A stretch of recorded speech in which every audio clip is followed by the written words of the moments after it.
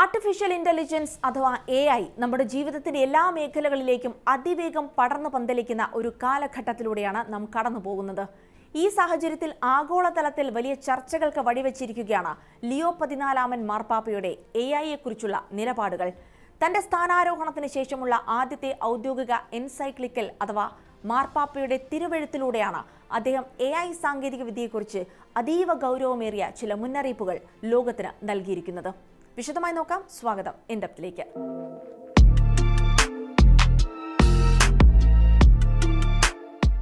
Magnifica ഹ്യൂമാനിറ്റാസ് അഥവാ artificial ഇന്റലിജൻസിന്റെ കാലത്ത് മനുഷ്യനെ സംരക്ഷിക്കൽ എന്ന പേരിലാണ് ലിയോ 14 ഈ രേഖ പുറത്തിറക്കിയിരിക്കുന്നത്.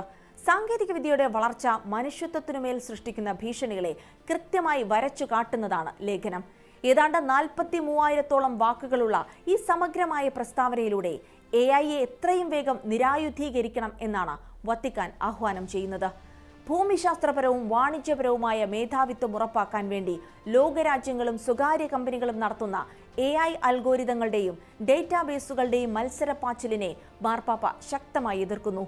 AI സാങ്കേതികവിദ്യ കേവലം സ്വകാര്യ കമ്പനികളുടെ മാത്രം കൈകളിൽ ഒതുങ്ങി നിൽക്കുന്ന ഒന്നല്ലെന്നും അത് മനുഷ്യരാശിയെ അടിമപ്പെടുത്താനും പാർശ്വവൽക്കരിക്കാനും മരണത്തിലേക്ക് നയിക്കാനുമുള്ള ആയുധമായി മാറാമെന്നും അദ്ദേഹം വ്യക്തമാക്കുന്നു. ആറ്റം ബോംബുകളെയും ആണവോർജ്ജത്തെയും നിയന്ത്രിക്കുന്നത് പോലെ AI സാങ്കേതികവിദ്യയും ആഗോളതലത്തിൽ പൊതുനന്മയ്ക്കായി കൃത്യമായ നിയന്ത്രണങ്ങളോടെ ഉപയോഗിക്കണമെന്നാണ് ഈ തിരുവെഴുത്തിന്റെ കാതൽ. കേവലം വിപണിയിലെ ലാഭം മാത്രം ലക്ഷ്യമിട്ട് മുന്നോട്ടു പോകുന്ന ഒരു വ്യവസ്ഥിതിക്ക് ഈ സാങ്കേതികവിദ്യ വരുത്തിവെക്കുന്ന സാമൂഹികവും സാമ്പത്തികവുമായ തകർച്ചകളെ തടയാൻ കഴിയില്ലെന്ന് മാർപ്പാപ്പ ഓർമ്മിപ്പിക്കുന്നു. യുദ്ധരംഗത്ത് മനുഷ്യന്റെ ഇടപെടലുകളില്ലാതെ സ്വയം തീരുമാനമെടുക്കാൻ ശേഷിയുള്ള മാരകായുധങ്ങളിൽ AI ഉപയോഗിക്കുന്നതിനെ മാർപ്പാപ്പ പൂർണ്ണമായും തള്ളിക്കളയുന്നുണ്ട്. ജീവന്റെ വിശുദ്ധിയെയും മനുഷ്യന്റെ അന്തസ്സിനെയും ഹരിക്കുന്ന തരത്തിൽ ഒരു അൽഗോരിതത്തിനും യുദ്ധക്കളത്തിൽ ആരുടെ ജീവൻ എടുക്കണമെന്ന് തീരുമാനിക്കാനുള്ള ധാർമ്മിക അവകാശമില്ല. വിവിധ രാജ്യങ്ങൾ തമ്മിലുള്ള നിലവിലെ യുദ്ധ സാഹചര്യങ്ങളെയും ഇതിനായി AI ഉപയോഗിക്കുന്നതിനെയും അദ്ദേഹം വിമർശിച്ചു. കേവലം ആഭ്യന്തര പ്രശ്നങ്ങളിൽ നിന്ന് ജനശ്രദ്ധ തിരിക്കാൻ ഭരണാധികാരികൾ യുദ്ധങ്ങളെ ഒരു ഉപകരണമാക്കുന്ന ഈ കാലത്ത് AI-യുടെ സാന്നിധ്യം മനുഷ്യരാശിയെ ഒരിക്കലും അവസാനിക്കാത്ത ഒരു ആഗോള യുദ്ധത്തിലേക്ക് തള്ളിവിട്ടേക്കാം. ന്യായമായ യുദ്ധം എന്ന പഴയകാല വാദങ്ങൾ ഇന്നത്തെ സാഹചര്യത്തിൽ പ്രസക്തമല്ലെന്നും ഒരു അൽഗോരിതത്തിനും യുദ്ധത്തെ ധാർമ്മികമായി ശരിവെക്കാൻ കഴിയില്ലെന്നും മാർപ്പാപ്പ കൂട്ടിച്ചേർക്കുന്നു. സാങ്കേതികവിദ്യ മനുഷ്യന് പകരമാകേണ്ട ഒന്നല്ല, മറിച്ച് മനുഷ്യനെ സഹായിക്കേണ്ട ഒന്നാണ് എന്ന വത്തിക്കാന്റെ പ്രഖ്യാപനം ഈ റിപ്പോർട്ടിൽ എടുത്തു പറയുന്നുണ്ട്. മനുഷ്യനെ വെറും ഡേറ്റയായോ കമ്പ്യൂട്ടർ സിസ്റ്റമായോ കാണാൻ കഴിയില്ല. AI-ക്ക് ഒരിക്കലും മനുഷ്യന്റെ മനസാക്ഷി, കരുണ, ധാർമ്മികത അല്ലെങ്കിൽ ആത്മീയത എന്നിവയ്ക്ക് പകരമാകാൻ സാധിക്കില്ല. ബൈബിളിലെ ബാബേൽ ഗോപുരത്തിന്റെ കഥ പരാമർശിച്ചുകൊണ്ട് അതിരുകടന്ന മനുഷ്യന്റെ അഹങ്കാരവും സാങ്കേതികവിദ്യയിലുള്ള അമിത ആത്മവിശ്വാസവും ആപത്താണെന്ന് അദ്ദേഹം മുന്നറിയിപ്പ് നൽകുന്നു.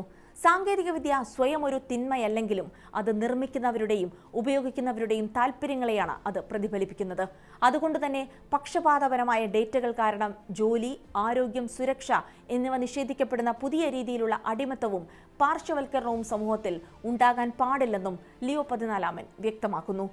തൊഴിൽ നഷ്ടം, AI വികസനത്തിലെ സുതാര്യതക്കുറവ്, ലോകമെമ്പാടുമുള്ള ജനങ്ങൾക്ക് ഇതിന്റെ ഗുണഫലങ്ങൾ തുല്യമായി ലഭിക്കാത്ത അവസ്ഥ എന്നിവയാണ് അടിയന്തരമായി പരിഹരിക്കപ്പെടേണ്ട മറ്റ് പ്രധാന വെല്ലുവിളികളെന്നും ലിയോ 14 തന്റെ സന്ദേശത്തിൽ പറയുന്നു.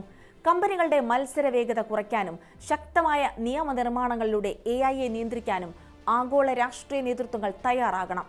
അതോടൊപ്പം ചരിത്രത്തിൽ മുൻപ് കത്തോലിക്ക സഭയ്ക്ക് അടിമത്ത വ്യവസ്ഥയെയും മനുഷ്യാവകാശ ലംഘനങ്ങളെയും കൃത്യമായ സമയത്ത് എതിർക്കാൻ കഴിയാതെ പോയതിൽ മാർപ്പാപ്പ പരസ്യമായി മാപ്പ് ചോദിച്ചതും ഈ തിരുവെഴുത്തിനെ ചരിത്രപരമായി പ്രാധാന്യമുള്ളതാക്കുന്നു.